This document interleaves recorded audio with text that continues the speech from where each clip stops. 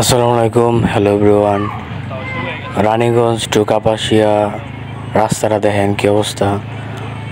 রাউনার বাজারের সামনে মানে মাটি নিচে, কিন্তু রাস্তার মধ্যে সব মাটি পড়ে রয়েছে। আমার বৃষ্টি পড়ার পরে রাস্তার অবস্থা কতটুকু ভয়ঙ্কর হয়েছে।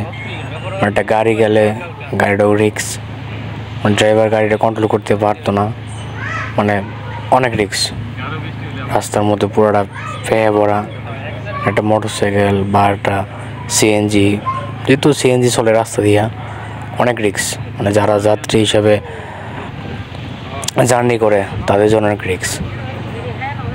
মানে যারা রাস্তা দিয়ে মাটি নিছে তাদের একটু খামখেয়ালির কারণে এখন বিশাল রিক্স যাত্রীগণ। কি একটা অবস্থা রাস্তার,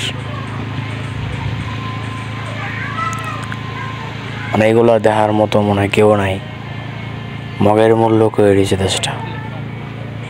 কি একটা অবস্থা, কতটুকু মারাত্মক দেখা যাচ্ছে রাস্তাটা।